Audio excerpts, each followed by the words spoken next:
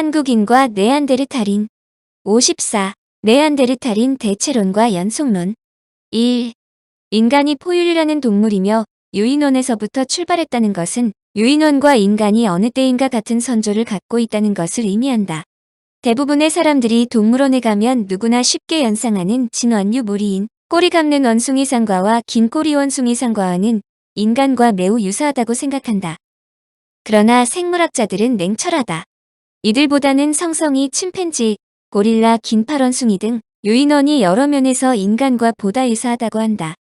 유전자 분석에 의할 경우 고릴라와 침팬지가 인간과 가장 가까운 친척이라는 것도 이를 증빙해준다. 이들이 인간과 가까운 것은 골격으로도 알 수 있다.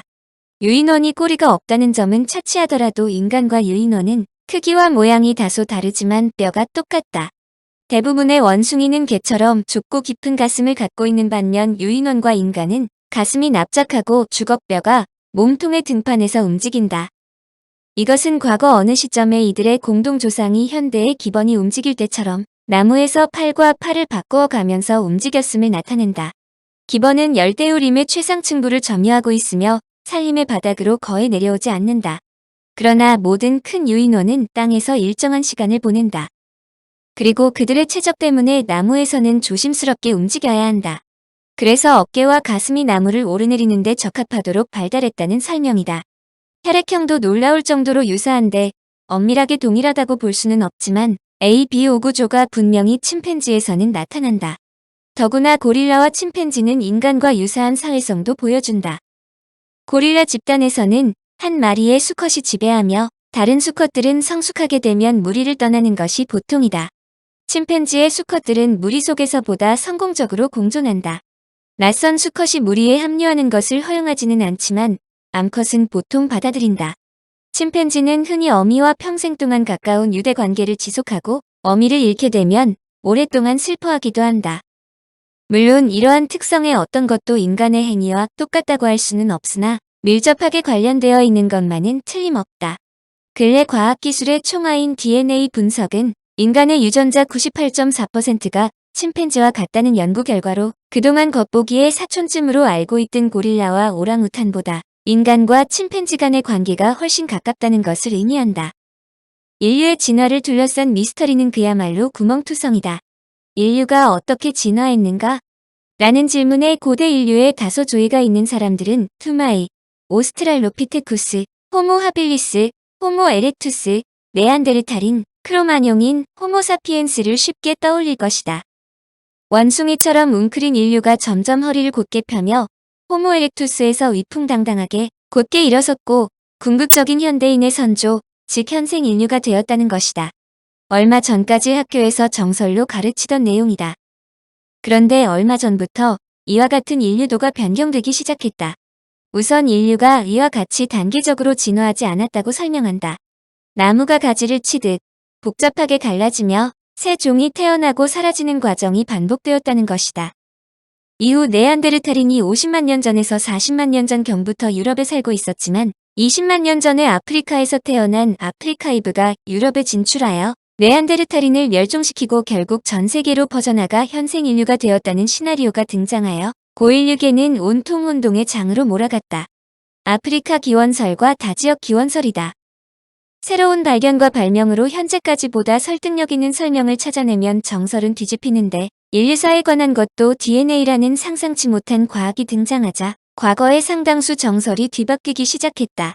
한마디로 DNA가 과거의 정설을 과감히 폐기시키기 시작했는데 놀라운 것은 그동안 수없이 토론되고 검증되었다는 학설이 이제 거의 모두 도마 위에 올랐다는 것이다. 그동안의 정설은 네안데르탈인이 갑자기 사라지고 크로마뇽인이 등장했다는 점이다.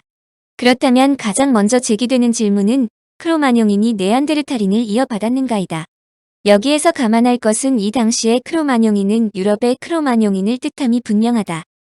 그러나 이들 논쟁은 큰 틀에서 크로마뇽인이 전 세계의 현생 인류를 뜻한다는 내용도 들어있음을 인식할 필요도 있다.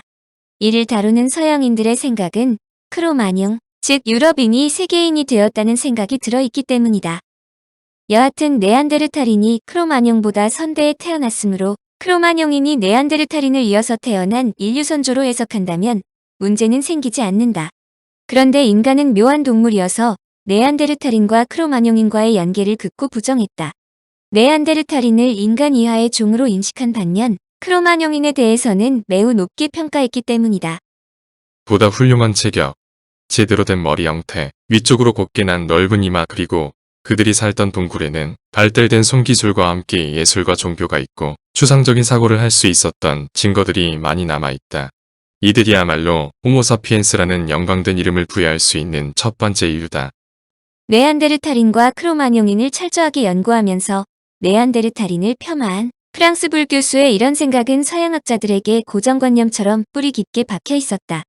사실 당대의 네안데르탈인을 묘사한 그림을 보면 인류가 네안데르탈인 같은 야만적인 종에서 진화되었다는데 거부감을 느끼는 사람이 거의 대부분이었다.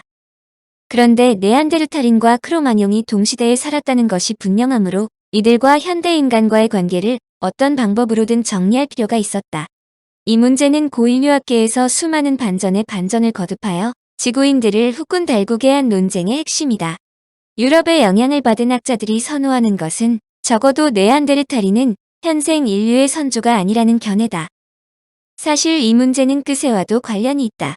끄세도 네안데르탈인과 크로마뇽인 때문에 곤욕을 치룬 경험이 있기 때문이다.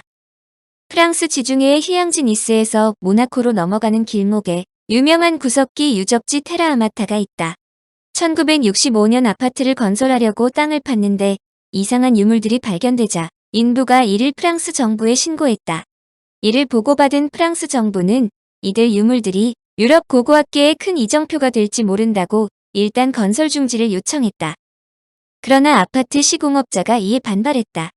사유지의 공사를 프랑스 정부가 명령할 수 없다는 것이다. 결국 프랑스 정부와 시공업자의 타협으로 무려 9개월 공사 중지가 허락되었다. 9개월간 발굴이 끝나면 공사를 재개하되 현장에 박물관을 건설하여 유물들을 보존한다는 조건이다. 프랑스 정부는 곧바로 이를 세계에 공표했다. 프랑스 남부에서 구석기 시대인들이 발견되었다는 것은 고고학계를 강타하여 세계 각지에서 고고학자들이 몰려 발굴에 참여했다. 아파트는 예정대로 건설되었고 1층은 박물관으로 원시인들에 대한 주거지 등이 복원돼 있다. 테라아마타는 이후 외장문화재 보존과 개발이 상충될 때 모범 사례가 되었으며 이 당시의 발굴에 대한 연구 보고서는 무려 50년 후인 2016년에 완간되었다. 고인류에 대한 연구를 졸속으로 마무리할 수 없다는 뜻이다. 원시인을 복원해 놓은 모형을 보면 현대인처럼 이목구비가 뚜렷하거나 아름답지 않은 것은 사실이다. 끄세는 니스대학교 연구원 몇 명과 함께 이 박물관을 방문했는데 프랑스 연구원이 어찌나 선사하게 해박한 지식을 갖고 있는지 감동해서 끄세는 어떻게 그렇게 잘 아느냐? 복원된 이 원시인이 내 조상인가 보다라고 웃으면서 말했다. 그랬더니 안면을 싹 바꾸더니 다시 말하지 않겠다고 하면서 곧바로 박물관에 나가는 것이다. 아무리 생각해도 왜 화를 냈는지 몰랐으므로 다른 연구원에게 질문했더니 웃기만 했다. 진상은 저녁 식사 때 알게 되었다. 당시에도 많은 학자들이 네안데르탈인은 현대 인류의 조상이 아닐지도 모른다고 주장하고 있었다. 그런데 끄세가 그녀에게 조상일지도 모른다고 말한 원시인은 크로마뇽인이 아니라 바로 네안데르탈인이었다. 끄세가 여자 연구원에게 말한 것은 그녀를 우리와 같은 인류가 아니라고 말한 꼴이 되었던 것이다. 다음 날 그녀를 찾아 외국인이라 프랑스인처럼 말의 뉘앙스를 정확하게 알 수 있는 것은 아니라며 사과했다. 더불어 테라아마타에 있는 원시인 중에 끄세가 손으로 가리킨 네안데르탈인이 가장 잘생긴 미인인 것 같아 그랬다고 말했더니 그제야 본 뜻을 알았다며 화해했다. 여하튼 미인이라고 말해주는데 화낼 여자가 있는지는 모르겠지만 박물관에서 원시인을 복원할 때 되도록 잘생기게 만드는 것이 좋지 않은가라는 생각도 들었다. 청취자에게 원하는 것은 1. 구독 2. 좋아요